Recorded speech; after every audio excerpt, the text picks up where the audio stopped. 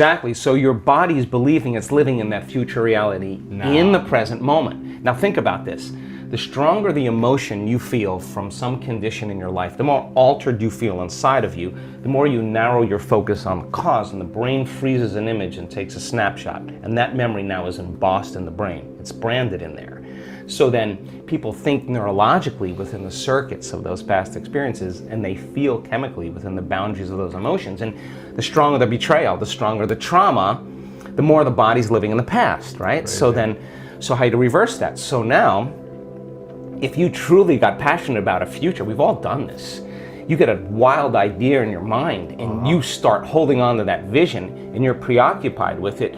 All of a sudden, the thought in your mind becomes the experience and you start feeling the energy of the future. Yeah. Now, the stronger the emotion you feel from that vision, the more you're going to pay attention to the picture in your mind, and now you're remembering your future. And vice versa, the stronger you pay attention to the feeling of the past pain, you're going to create the pain in this moment. Exactly. So it requires a coherent brain, and we now know that there's a formula for that, and we've got beautiful research to show that people can do it. They just have to practice.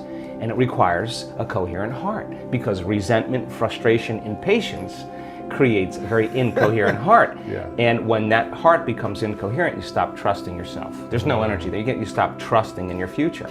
Wow. So then, if there's physical evidence in your brain and body, physical evidence to look like the event has already occurred, it's quite possible you'll be thinking neurologically within the circuits of your future, and you'll begin to feel chemically within the boundaries of that emotion of your future. And how you think and how you feel is your state of being. And now your state of being is living in the future instead of the past. Now, the moment you disconnect from the emotion of your future because of traffic or some coworker or your ex or whatever people come up with, now you're back to the energy of your past. And now you're going to start looking for it, analyzing, why hasn't it happened? Well, if you're feeling the emotion of your future, why would you look for it? Because you would feel like it already happened, and that is the place where the magic happens. So then you can't just do this, get up, and then return back to your old state of being. You got to maintain that modified state of mind and body. How do you maintain it when life practice. happens? Well, let me finish. If I punch you in the face right now, how do you maintain? Well, of course. I mean, we all take blows in our lives, Yeah. and we all react emotionally. But the question is, how long are you going to react? Right. So then, if you can't mediate and regulate your emotional reactions, and those emotions linger for days, that's a years mood. for some people. Mood, and then months, temperament, years, personality trait. So then the person's personality is literally based on the past. But they don't Crazy. know that, because they're doing it over and over again, and it becomes a subconscious program. So now, if it requires a coherent brain and a coherent heart, then we have to train people how to self-regulate. So we've done thousands and thousands of measurements. We've partnered with the Heart Math Institute to teach people how to create and sustain heart coherence. How do we do it? Well, Besides going to your workshop, what's the simplified version? I'm sure it takes more time than... Well, it really doesn't. It really doesn't. It just requires getting still, closing your eyes, putting your attention on your heart, changing your breath so that you move into the present moment. And when you slow your breathing down, you slow your brainwaves down. When you slow your brainwaves down, now you're accessing your autonomic nervous system. So then you train a person how to open their heart and feel an elevated emotion. And it takes a little practice. And just like a flower that takes time to bloom, it takes a little bit of time. But if you work in trading the resentment, the frustration, or the impatience for gratitude, appreciation, and thankfulness, and you keep at it, there'll come a moment where that system switches on, and now you're feeling grateful for no reason at all. Now, that's not a bad thing, because gratitude, the emotional signature of gratitude, means something's happening to you. Something has happened to you, you're receiving something, or you just received something. So your body then, when you're feeling gratitude, is in the perfect state of receiving.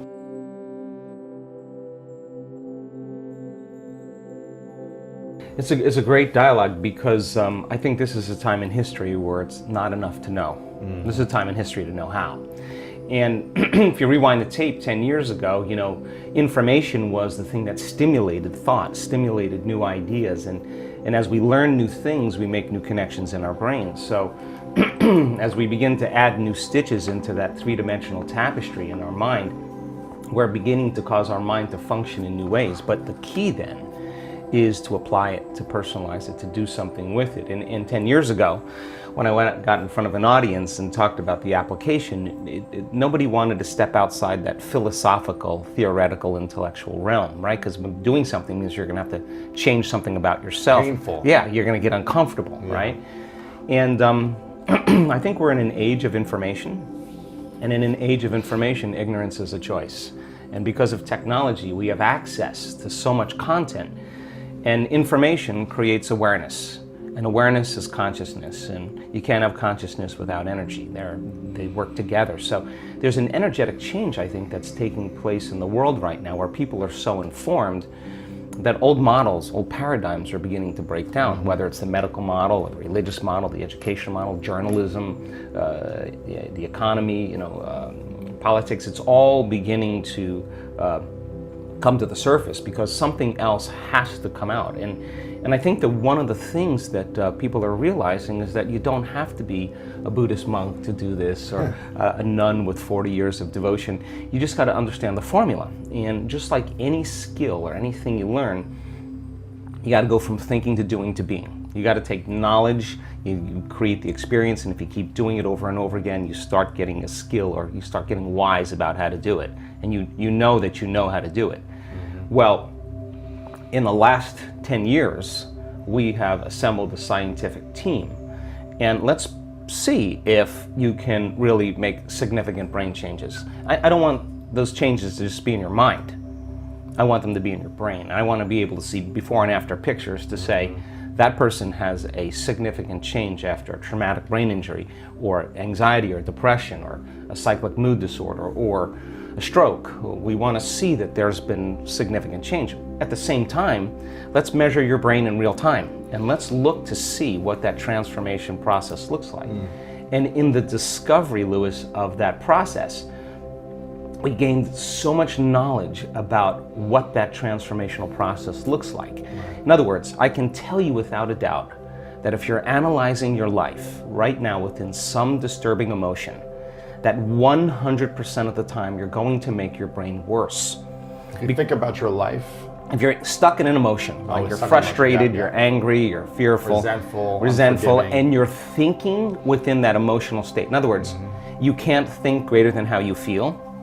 That means then you were thinking in the past, because those emotions are a record or residue of the past. So we see people in the process of change that are analyzing in duality or polarity. That kind of drives the brain into higher states of arousal and further away from true change. So we've done thousands and thousands and thousands of brain scans, and we now know that there's a formula to create greater brain coherence, greater brain efficiency, to make your brain work better. And when your brain works better, you work better. At the same time, it requires a clear intention and an elevated emotion to begin to change your energy and to change your life. And nobody changes until they change their energy, right? So then how do you get a person out of resentment, frustration, into joy and freedom? Why would they feel grateful or joyful or free if the experience hasn't happened? So most people are spending the majority of their life waiting for something out there to take away their emptiness or pain or the resentment in here. Well, if they're waiting their whole life in separation or lack, then and we create reality, then the lack is driving certain thoughts, which is creating more separation and more lack. So teaching people then to begin to condition their body emotionally before the evidence takes place in their life is breaking a significant habit, right? Yes.